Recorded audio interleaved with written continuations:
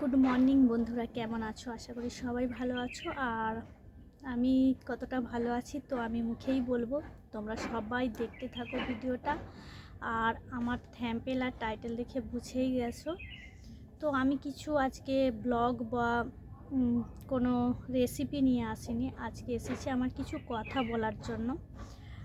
মানে ভাবি বলবো আর তোমরা তো আমার ভালো বন্ধু হয়ে গেছো, তাই তোমাদের সাথেই শেয়ারটা করতে পারি। তাই সব কথা তোমাদের সাথেই আমি বলি। ভালো মন্দ খারাপ সবটা মিলেমিশেই রয়েছে। তো আমি যেটা বলবো বলে এসেছি, তো সেটা হলো আমার বিয়েটা হয়েছে প্রেম করে, লাভ ম্যারেজ করে। তো আমার বিয়েটা কেন শ্বশুরবাড়ি হলো সেটাই আমি তোমাদের বলবো। মানে সবাই এত আত্মীয়রা থেকে কেন আমার বাপের বাড়ি হলো না, আত্মীয়র বাড়ি হলো না, শ্বশুর বাড়ি হলো। তো দেখো, আমাদের প্রেমটা হয়েছিল বেশি দিন নয়, মানে 1 বছরের কাছাকাছি। তারপরেই আমরা মানে ইয়ার্কি করতে করতে সেটা বিয়ে, কিন্তু ভালোবেসেছিলাম, প্রকৃত ভালোবেসেছিলাম আমি। হয়তো ভালোবাসার তরফটা একদিকে ছিল আমার শুধু, হয়তো আমার হাজব্যান্ডের ছিল হয়তো তখন কিছুটা, কারণ আবেগে তো অনেক কিছু হয় সেটাই।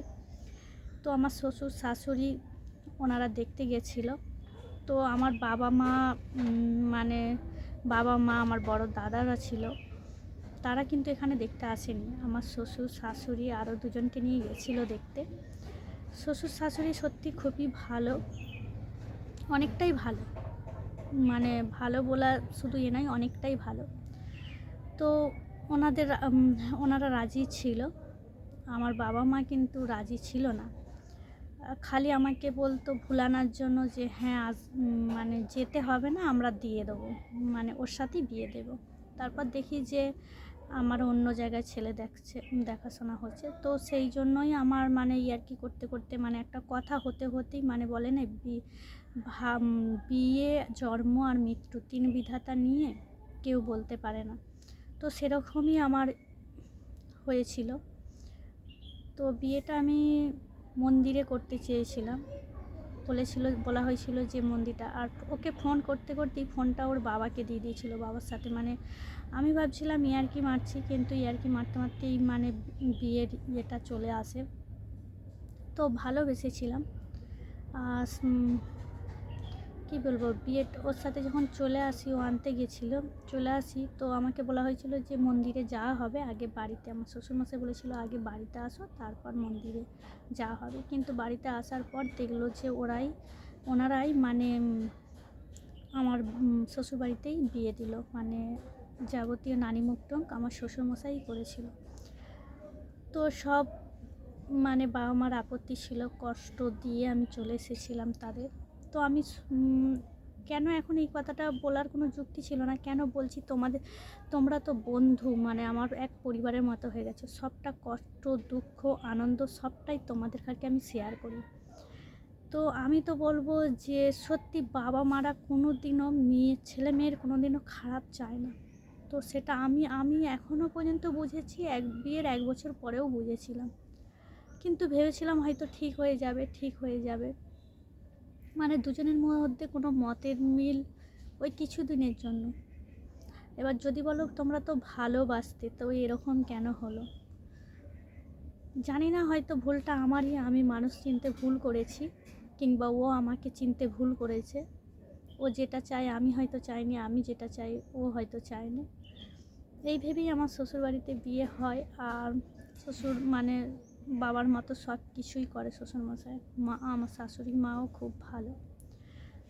তো এরকম চলতে থাকে মানে শ্বশুরবাড়ির তো বিয়েটা হয়েছে, মানে তোমরা বুঝতেই পারছো, 1 দিন ভালো 2 দিন বলো, 5 দিনের খোঁটা এটা, যে শ্বশুরবাড়িতে বাবা মা জন্ম দিয়েছে, কর্ম করতে পারে না।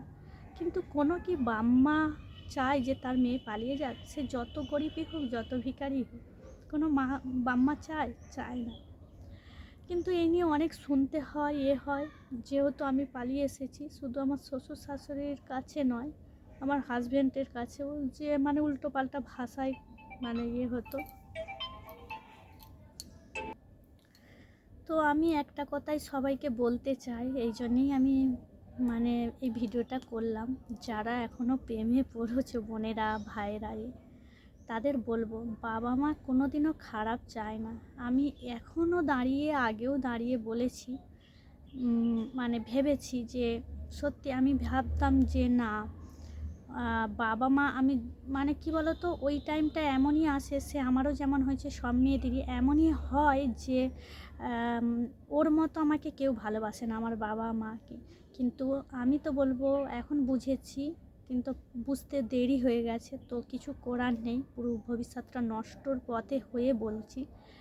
তো সব বোনেদের বলবো আমি, বাবা মারা কোনো দিনও খারাপ চায় না। বাবা মা যেই সিদ্ধান্ত নেয় সেটা খুব ভালো সিদ্ধান্ত নেয়। বাবা মা কোনো দিনও চায় না যে আমার ছেলে মেয়ের চোখে জল পড়ুক। যারা এরকম মেয়ে তারা এমন অভিনয় করবে তোমার সাথে যে তোমাকে ছাড়া সে বাঁচবে না, কিন্তু বিয়ের পর দেখো হয়তো তোমাকে ভুলে অন্য মেয়ে নিয়ে ঘুরছে, অন্য মেয়ের সাথে সম্পর্ক রেখেছে। তো এটা কার মতামত আছে অবশ্যই কমেন্টে জানাবে। আমার আজকে খুবই একটু মানে দিয়ে লাগছে। আর আমার ভালোবাসার পরিণামটা তোমাদের একটু বলি, তোমরা যদি জানতে চাও আরও আমি ভিডিও আনবো। আমার ভালোবাসার পরিণামটা কি হয়েছে জানো বন্ধুরা? আমার ভালোবাসার পরিণামটা হয় এই যে শাড়িটা পরছি, এই শাড়িটা পরছি তার জন্য আমাকে কাজ করতে হয়। এই যে ব্লাউজটা পরে আছি, আমি যে বিলাসিতা করি সেটা আমাকে কাজ করে করে নিতে হয়। হ্যাঁ, যদি বলো যে ভালোবাসা থাকলে দুজনে কি কাজ করতে হয়, খাটতে হয়, তার না ক্ষমতা থাকলে, কিন্তু ক্ষমতার থেকেও যথেষ্ট ক্ষমতা আছে সে খাওয়ানা পরানোর সবটাই, কিন্তু করলে তবে তো। বলে না যাকে দেখবনি তার চরণ বাঁকা, হয়তো আবেগে হয়ে গেছিলো, কিন্তু আমি তো জানি এটা আমার আবেগ ছিল নি, এটা আমি সত্যিকারে ভালোবেসেছিলাম, তাই বিয়ে হয়েছে। তো সত্যিকারের শ্বশুর শাশুড়ি যথেষ্ট ভালোবাসে, আর সত্যি মানে বাবা মার চেয়ে কম নয়, শ্বশুর শাশুড়ি যথেষ্ট ভালো। আর স্বামী তো ভালোই, এতটাই ভালো, এতটাই ভালো যে বলার কথা নয়। আমার মেয়েকে নিয়ে একটা আমার শখ জানো, যে নাচ শেখাবো।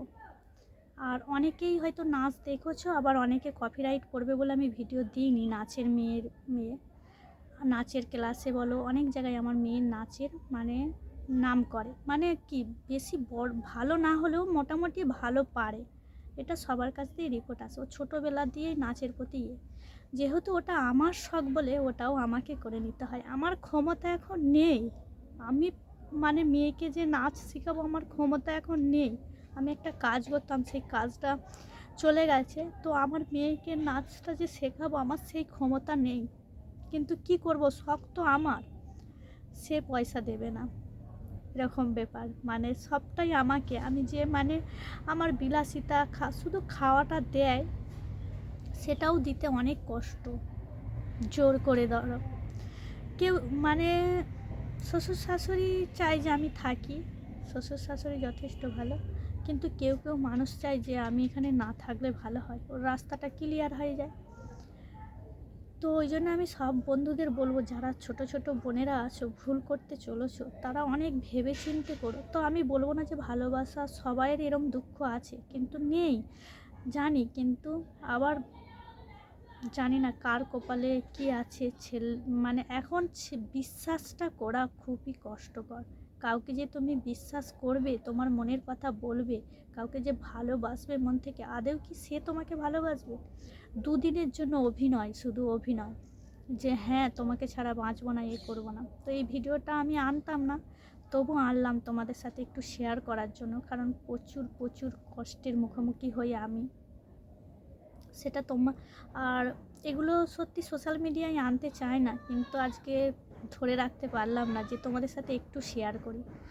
সবাই কি বলবো, লাস্টে আমি বলেই দিই, সবাই ভালো, সবাই ভালো, কিন্তু যেই বোনেরা আমার ভুল করতে চলেছে তাদের জন্য এই ভিডিওটা। ভালো মনে হচ্ছে তোমার এখন সবচেয়ে ভালোবাসার লোক ও, কিন্তু না, বাবা মার কথা মতো, বাবা মার মতো ভালোবাসা কেউ দিতে পারবে না, কেউ না।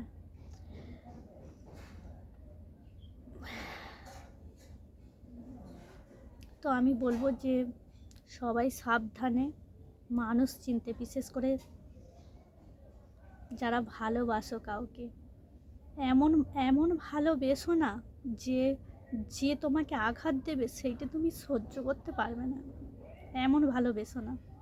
তোমাদের ছোট্ট ছোট্ট বোনেদের কাছে আমার একটাই আবেদন, ভালোবাসো কিন্তু এমন ভালোবেসো না, এমন মন থেকে করো না যে সে আঘাত করলে বাধ্য হবে ভুল সিদ্ধান্ত নিতে। তো ভিডিওটা অনেকটাই বড় হয়ে গেল। তোমরা যদি আরও ভিডিও চাও এরকম আমার আমার আমার কথায়, মানে আমার যা ফ্যাক্টও, আমার যা কাহিনী আছে, একটা পুরো বই, মানে সিনেমাতেও ভয়ে কুলাবে না। তো যদি এরকম জানতে চাও কিছু, অবশ্যই কমেন্টে জানাবে। আর আমি ভুল বললাম কি ঠিক বললাম তো অবশ্যই কমেন্টে জানাবে। সবাই ভালো থেকো, সুস্থ থেকো আর সাবধানে থেকো। সবাইকে টাটা। আর যদি কিছু ভুল বলে থাকি তো তার জন্য সরি।